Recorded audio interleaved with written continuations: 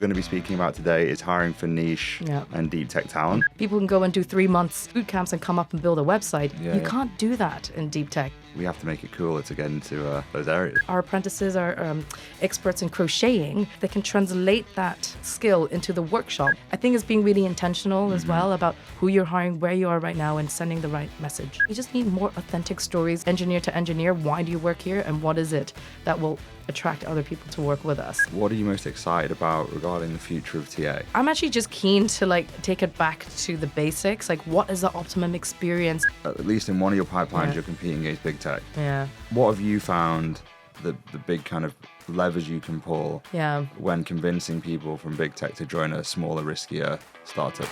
Hello, everyone. Welcome to Hiring on All Cylinders. I'm your host, Chris Abbass, and today I'm joined by Christine Ung, Head of People and Talent at Quantum Motion.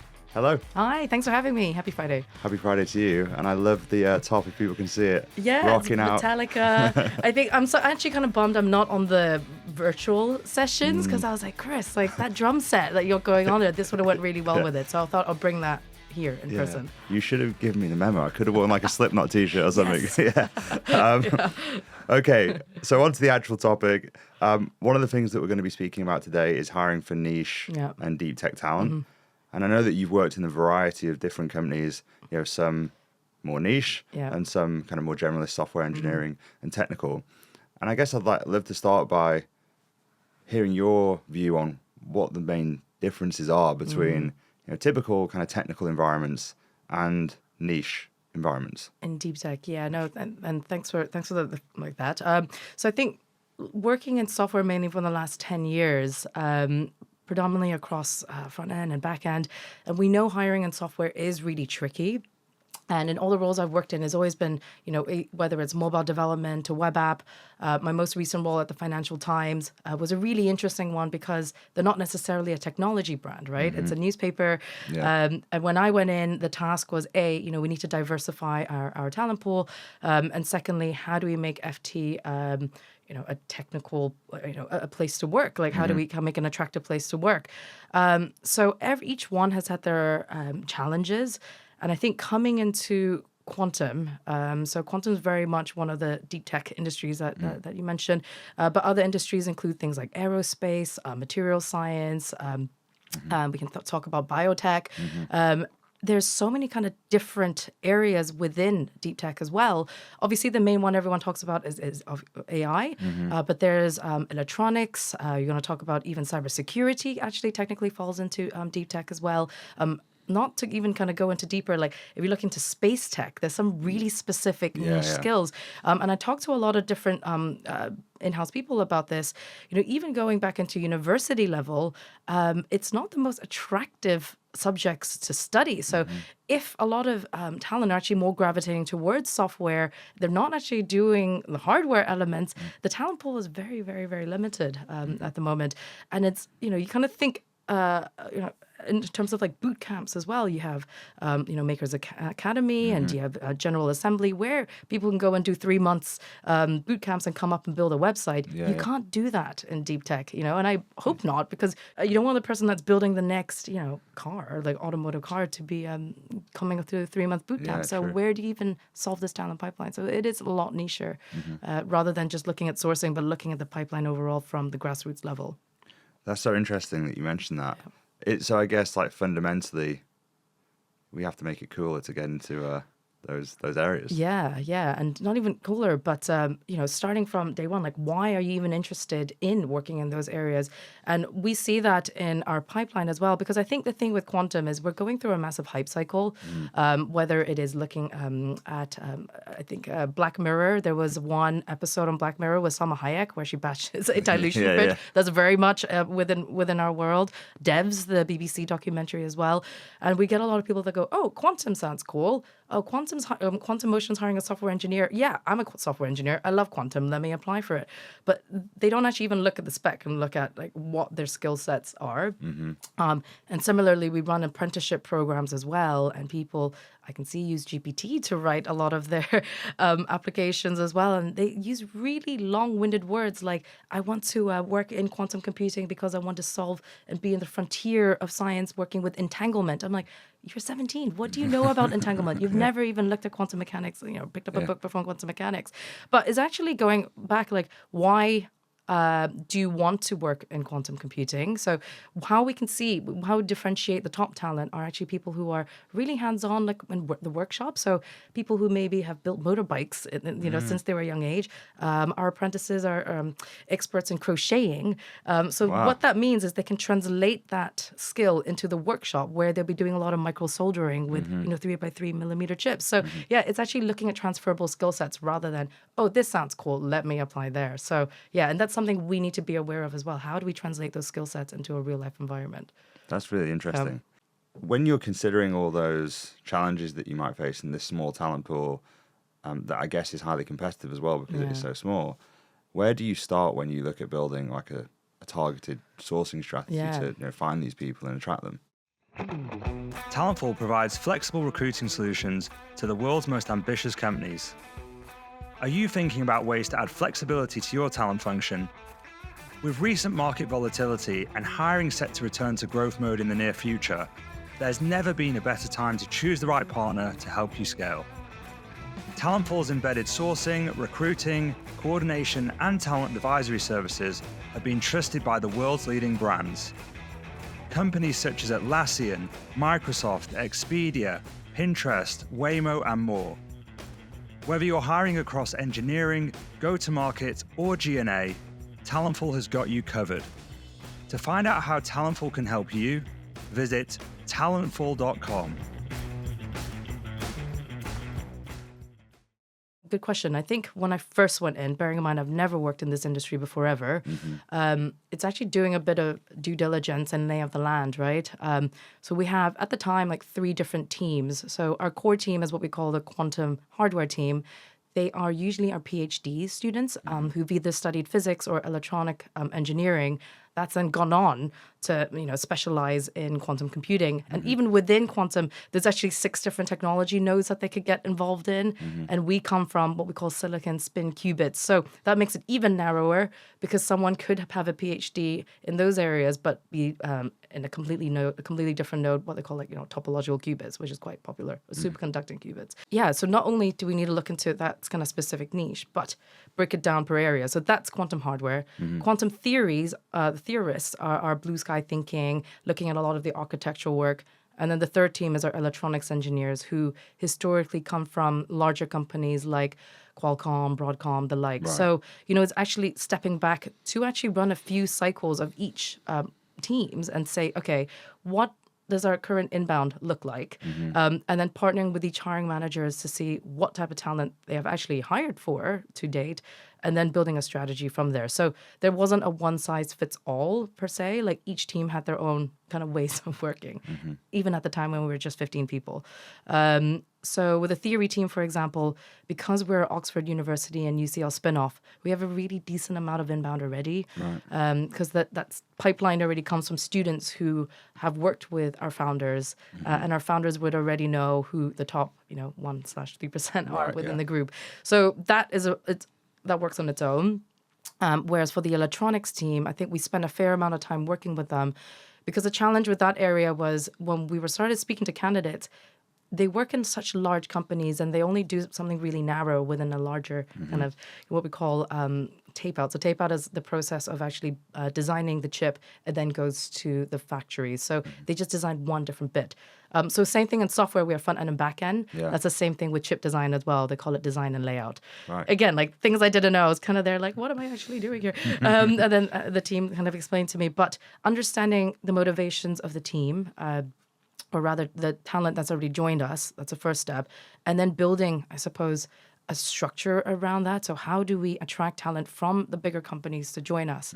And the questions we always get, and we'll probably talk about this later as well, is they always have RSUs, right? That's tied to their packages, and we don't. Like we have share options, and they will just not only look at, okay, what's the base salary on your share options? What is the total comp? We have RSUs that it's going to be worth X amount every single year. So we have to look at the package entirely. So it's a very, very different process for each team, and it's really spending time with each, delving deeper into the analytics. And then as kind of time went on, as more people joined, I think it gives us more backstories where we can start actually coming up with content around the teams. So one of the more popular blogs that we've written is actually about the team behind the latest chip that we've designed. So we get a lot of inbound that says, oh, we read this blog about yourselves, and we're keen to find out how we can join the company. And that's interesting as well. I think with the IC team, the electronics team, we say there's no quantum experience required, because a lot of people in that team also see quantum, don't have any experience in that, I'm not going to apply. Right? So how do we then solve that gap as well? And over the last year or two, we've started bolstering our computational team. So I guess that's where the machine learning effort comes in, and what we call device modeling as well. So we're starting to hire more software talent, which I'm like, yay, finally something I understand a bit more. But it's also interesting hiring in this space, software within the hardware space, because we get so much inbound. And it's historically, I've never had this issue in any of my roles before, where I could pick and choose between at least, 50 really, really strong candidates as well. So, the next steps there is kind of like, wow, okay, what is our next screening process here? And how do we then assess, the motivations rather than just the technical skills? Yeah. So, it's been an interesting journey. That's really interesting. And so you mentioned that there's a few pipelines that you have there that are getting really strong inbound. Yeah. Why do you think that is? Is that something that's been intentional, like intentional structures or brand that you've built or papers you've been putting out, or is it your founders? Like, what is, because as you said, not a lot of companies have that luxury of getting a great inbound. Yeah. And I talk about this all the time with my team. And I think there is a few things here. If we're going to focus just more on the machine learning, so what we call intelligent automation teams, I think the first thing first is the hype. I think people go quantum, that's very cool. Secondly, I think it's also very much what we're building here at Quantum Motion. So as you know, a lot of engineers, they want to solve, hard problems, and importantly, what is a company working towards, and is it aligned to their values? The thing about what we do here as well is, whilst we're in research and development, maybe something I could share is what do we actually do? We're very much in research and development, but the impact of our work, once we've solved it, will be able to impact the likes of, material science, of drug discovery, how we store energy. So it's a lot of that mission that we then, I think, translate back into, our website, our job description, and, we talk about that on a day-to-day. So I think that helps. And on a third level, yes, I think our founders being associated with UCL and Oxford helps as well, because these are, very prestigious groups. But it's interesting because as time went, so a lot of our early teams are Oxford and UCL students. We decided, we actually need to start diversifying our talent pool, because we can't just keep having the same people from the same research groups. So it's actually stepping outside now, and we're starting to look at other groups like ETH, IPFL in Switzerland and in Zurich. So it's actually now moving out of that. And the next challenge that we see now is the globalization element. So there's a lot of talent who actually don't want to come to the UK. They're very happy, working by a beach in Barcelona. How do we then tackle that challenge next? So that's, I think, our 2025 goals. That's really interesting. Yeah. So the stuff that you were just saying about, the mission, the vision, the founders, the kind of prestige nature of, their backgrounds. Yeah. Was that an intentional piece of work that you had to do when you came on board to make sure that story and that vision was being put through in the website or in the job descriptions or in the outreach? Like, how intentional was that, and how big of a piece of work was that? Yeah, I like to say yes, but the reality is, so our CTO / co-founder is very, very much aligned with our EVP. So everything that goes out, I would always work very closely with John and say, are you happy with this? And I'm glad he is on board, because the reality is I'm not technical at all. And to be honest, if you ask me anything about quantum mechanics, I still can't tell you. But, I would sit down with John and be like, okay, are you happy with us tweaking this little bit? So before I joined, they didn't have an applicant tracking system at all. Right. The job descriptions was on a PDF that was uploaded onto the careers page. So anyone that would apply would have to email to jobs@quantummotion.tech. So in the beginning, I was like, okay, well, if that's working for you guys, great. But, the first thing we need to do is have an ATS. So I think it was kind of like minor shifts. It's like actually educating them internally. GDPR, we need everything stored in the right system, candidate experience. But then the second bit is the wording, and exactly that, the wording around the job description. So Yes and no. No in the sense where I think John is so close to the technical knowledge, and he comes from the camp where we are the silent authority. We don't want to oversell what we do. So when you look at other quantum companies as well, and hence the hype cycle, they'll say, oh, we've reached quantum supremacy. We are not that at all. So we're very much aligned to, we have our technical goals, our technical milestones. We stay focused on the papers that we're going to be publishing, and then we only talk about that once they're published. Right. So I think that helps us with our cadence. So we are not going to go out there and sell something when we're nowhere close. If that makes sense. And I think that helps, because sometimes when you speak to candidates, you're just selling the dream, and they come in, you're like, you're not anywhere close. And I've experienced that, I think, in a previous role where everyone was hiring a data scientist, right? And we hired this data scientist, and he came in and he was like, there's nothing here for me to do. You actually needed a data engineer to build out the pipelines and do actually the unsexy work, because until the unsexy work's done, you can't actually do all the fancy, data algorithms work, right? And that's the same thing, I think, in the world of AI. And a lot of people say, oh, we're going to be, working with LLMs. Like, are you really? Like, how much data do you have? And what kind of information are you wanting to, what kind of insights do you want to derive from that? So I think it's being really intentional as well about who you're hiring, where you are right now, and sending the right message out there. What you're saying is a great strategy for a niche environment like yours is partnering with a technical expert. Yeah, you have to help you build that and work and partner on how you build that out. Yeah, you absolutely have to. And I think, I managed to fluff it up a little bit in the beginning. We are this, we've fundraised X amount, this is our team, we cross-collaborate. But the reality is, when you're talking to a technical audience, they really don't care, right? And even when I'm doing the initial calls, I'm like, oh, we raised our Series B last year. And they're like, okay, but what papers have you published? How many qubits do you have? What is your goals for the next year? So it's largely very, very technical. And I think with this audience, don't forget, it's, like you said, it's very niche, it's very narrow. They all come from the same research groups, and they all talk to each other. They go to the same conferences. So even if you're saying something, they will be at the conference and be like, hey, have you heard of that group where they said they're coming up with this? And they'll be like, well, have you fact-checked it? Have you seen where their data sources are coming from? So, you can't actually just put something out there without double, triple checking that that's actually what you've done and what you published. You hear stories all the time about creative ways that companies get candidates' attention, like sending them like a soldering kit in the mail or something like that. Have you tried anything or had to get to that level of like getting people abroad or in different research groups in very competitive situations, had to do anything creative? I mean, I wish I did, and I will definitely steal that soldering kit or even our Arduino element. But no, I think the answer to that is, at the moment, we're still kind of laying down the foundations. So mapping out like which are the key events we need to be in. So we are in about 2 or 3 events.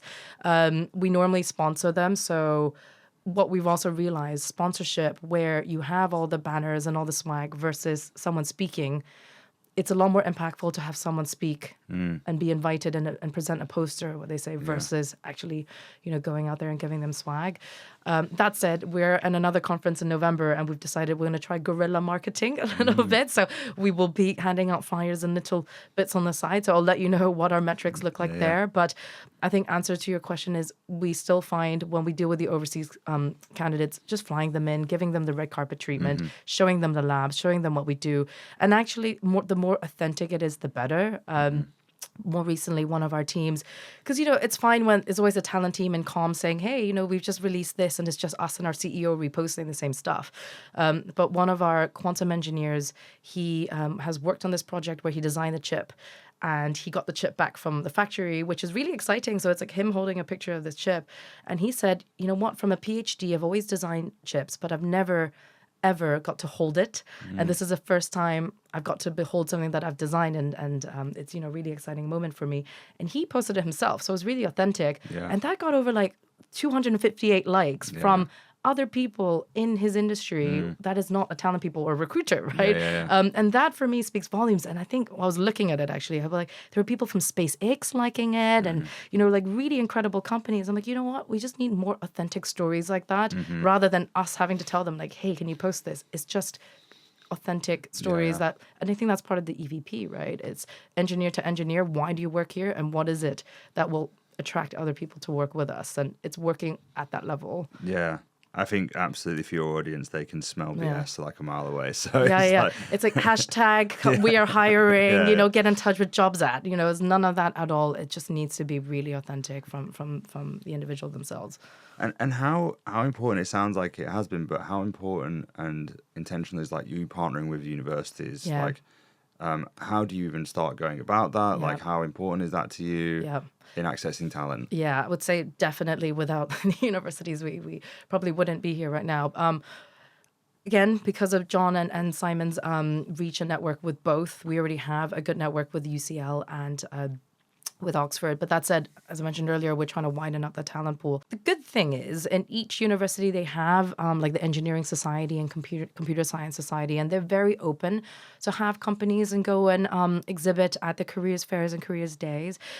So we did a few of those in the beginning. But what we realized, because the talent we're hiring for is PhD level and we were at undergrad careers fairs, it just wasn't really quite aligning. So what we found quite useful as well is actually going to speak to students, and they have it as part of the curriculum as well, where you can go into, a third year or a first year master's program and go in and talk about, this is what we do at Quantum Motion. And usually you'll find a massive uptick of students that will say, hey, I saw so-and-so speak. Can I come and speak to you? So definitely you need a university outreach. I think it depends on which department that you are going to be targeting. But going in nice and early is also another tip that I'd have, because by the time, what I've learned as well, is by the time, let's say you're looking for someone in the September start and you go in around April or May or April, those are usually candidates who are a bit later to the game. If you want the strongest candidates, you need to be looking the year before. Even as they start in September, you got to be doing your first, what we call the first gathered fields process at that time. So the first deadline has to be, say, December the year before, and then the second deadline the next year, because otherwise you lose out on the strongest candidates. That makes sense. And from a tactical standpoint, if there's someone who's in a similar role to you and they're thinking, okay, I really want to go and build relationships with universities, like tactically, how are you doing that? Are you reaching out to specific people there? What's your involvement with those universities and do you help get people speaking at these things, or is that another team? Yeah, it's interesting because I think the first project I worked on, I got sent like 20 different universities. I post it all here. I was like, okay, what do I do? So some universities have a jobs board, so you can start creating lists there. But what I did was I actually mapped out, and actually a lot of university information is public and very much online. So if you're sourcing university students as well, just go to the department. All the information's on there, by the way. But you would find the Department of Engineering website and try to find the person that's related to careers, or even the professor themselves, because they have a vested interest in their students to actually go on and move into industry, right? So what I did was I messaged everyone and said, hey, I'm Quantum Motion, little blurb. Don't oversell, the roles yet. You want to build a relationship. So you say, hey, we're Quantum Motion. We're a startup working on XYZ. We would love to, potentially, hire students within the department, but, we'd love to have an open conversation about this. I would say 8 out of 10, they usually come back and say, sounds really interesting. Let me know what we can do to support. Great. Yeah. Because I think there is a gap. The reality is there's a gap with university and industry at the moment. So it's what we call academia and industry. Most people who go to academia stay in academia, and we'll see the challenge where, especially we'll get this in computer science, right? By the time computer science graduates come out and start working, maybe they were learning, Angular 2 in university is now like Angular 8, right, in real life. So how do you then actually put theory into real life and practice? So there's a big gaps. And I would also recommend industrial research programs as well. So at usually the final year and at master's level, universities encourage students to do like a 6-month, it's basically an internship, but they get to do a project with you that they can then write about in their thesis. But that opens a whole host of doors about IP that we can go on about another time. That's really cool. Yeah.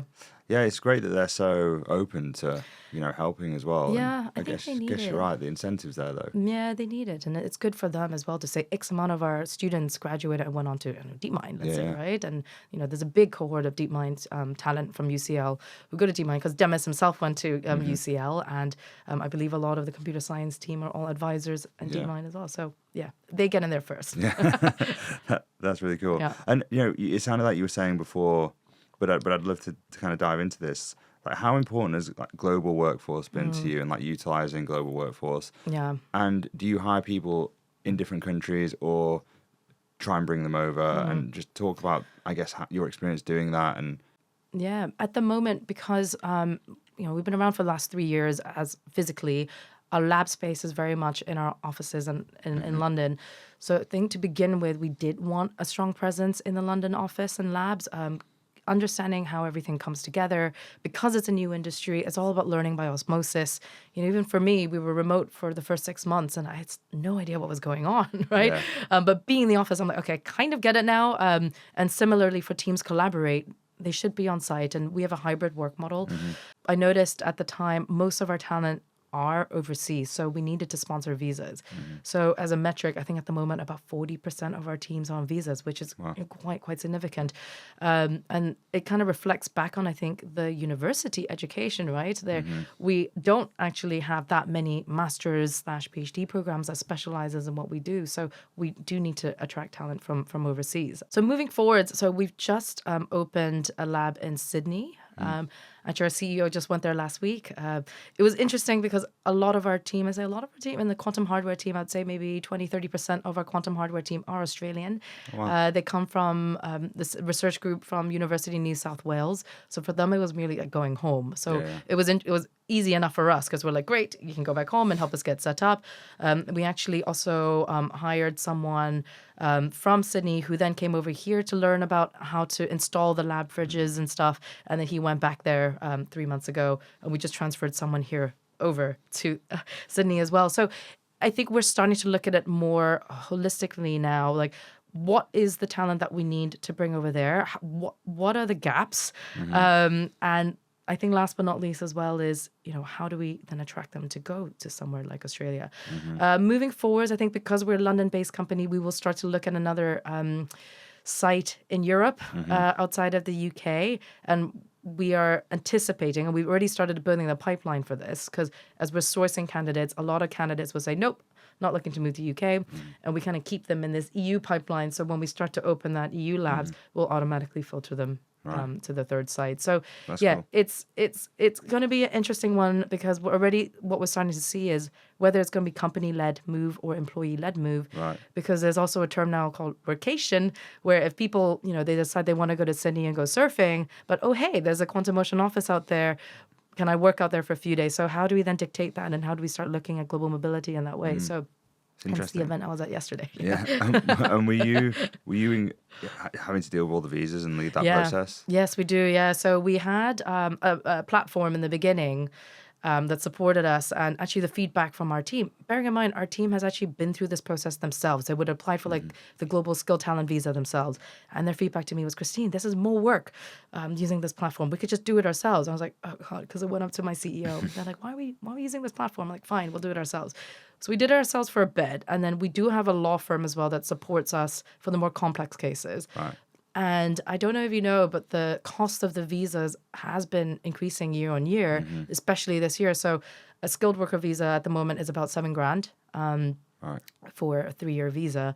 On top of that, if you were to use a law firm, that's another $4,000. So that's another $11,000 for each hire. So no, we're trying to optimize it as much as possible. Ask me again a year from now. Do you offer relo on top of that as well? Yeah. So it's relo, then the fees for the visa. Yeah, relocation. Yeah, typically is up to $7,000 because that's a taxable element, up to $7,000.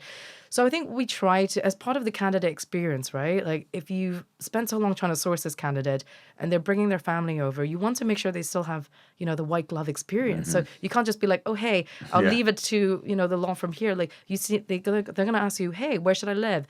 Where should my kids go to school? What am I going to do? What's my wife going to do? So you still have to kind of guide them in that process. So your job doesn't really quite end. I think even when they join us on site, even now, I've got a few of my team that's moved over their first time in the UK ever. And, they're living in an Airbnb and they're like, Christine, I'm a bit scared because my door doesn't lock, so you really have to, support them throughout the entire journey until they settled in. And so this sounds like a lot of work. Yeah. Do you have anyone in your team supporting you on this kind of administrative stuff? Yeah. Okay. Yes, for sure. So we have Nicole, our ops assistant. Right. So initially she's ops and facilities, but we actually just had our one-on-one this morning and we're like, right, what are you going to do next year? She's like, I'm literally running immigration and global mobility. And she's great at it. She initially just kind of listed a spreadsheet and said, right, even like having little trackers, right? Look, this person's visa is going to be running out in 6 months. What are we doing? It's all compliance, right? And as pure talent people, you don't really think about that, right? You kind of go, right, they're in, sort it out. But it's interesting having to wear both hats now. And you go, okay, how do you, there's a bit of a push and pull, actually. So yeah, you need someone that's very good with compliance and data that can support you through this journey. Yeah, I can imagine. And then, you mentioned earlier that at least in one of your pipelines, you're competing against big tech. Yeah. Like, what have you found the big kind of levers you can pull when convincing people from big tech to join a smaller, riskier startup that maybe doesn't have the liquid RSUs? Yeah, for sure. I would definitely say the autonomy aspect. You can work for a bigger tech company and earn a lot more money. And sometimes when we know the candidate is interviewing with another US company, we're like, ugh, but let's give it a go. We would usually invite them in, like I said, meet the team and see the labs in person.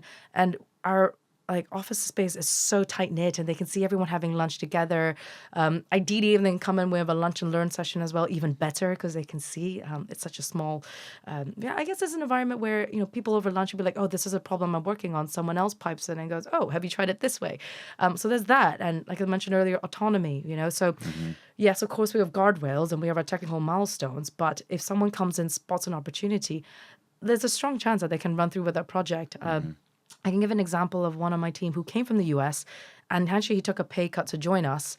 And he came in as a mid-level, and within 3 years, he's now a staff engineer managing a team of 4. I always like to use that example when I'm speaking to candidates. Like, if you come in and you spot opportunities and you're able to, prove yourself to the team, you will be well rewarded. So I would use that. That's great. Yeah. Have you ever had, I guess for people who are in those hard negotiating positions, bringing in, it might not even be against a big company, it might be against another startup or a big player in the space you're working in. Any tips for negotiating with the top talent? This way, as in negotiating from the talent perspective, or from a recruiter trying to bring in talent. The reality is, I think you need to know their motivations from the outset. So even from the time your first touch point, like, why are you having this conversation with me? Right? Because there's a reason why they picked up the phone, right? Is it intrinsic? Are they looking for learning and development opportunities? Do they want to be a manager? And then understanding their total comp package as well, because if they are from a big tech company already or another, you got to understand the full spectrum, because otherwise, and I've endured this so many times, they said, I'm currently on this, and then when it comes to us giving the offer, they're like, oh yeah, but actually I had X, Y, Z, and you're like, oh, why didn't you tell me before? So really just getting the lay of land from the upfront and hammering in those points throughout the interview process. So when you're already armed with that knowledge, I normally tell the manager, and usually our CEO and CTO also does the final call, and we would just try to get them to close everything and be like, look, this is what they're after. Make sure we pull in these points in that call.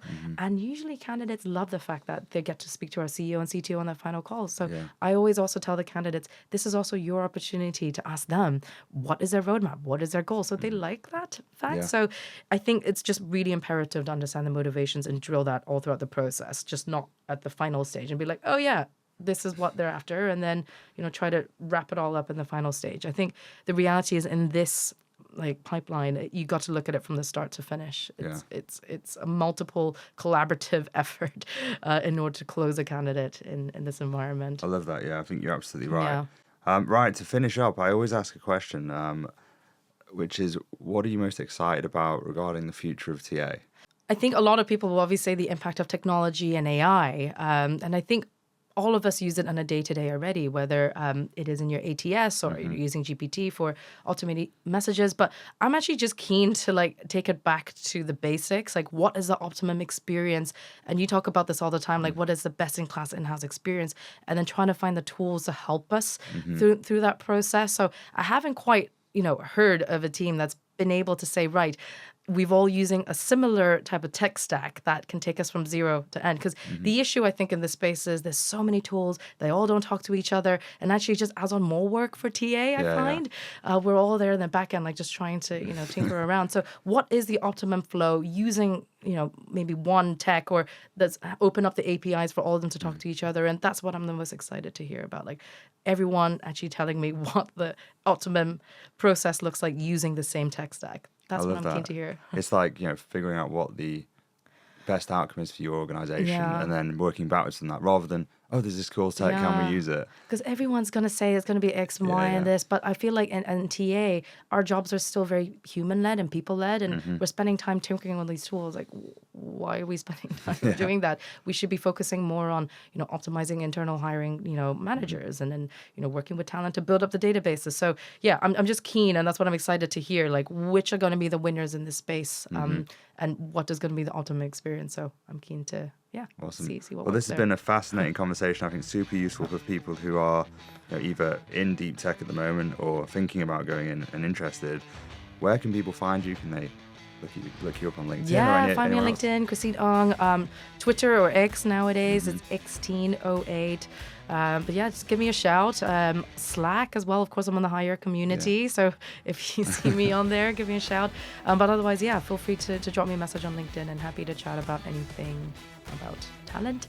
More recently as well, global mobility, apparently. So yeah, recent global mobility expert. Or heavy metal. Yeah, exactly. Well, thanks a lot, Christine. Yeah. And thank you for tuning in. Please don't forget to subscribe or follow for future episodes.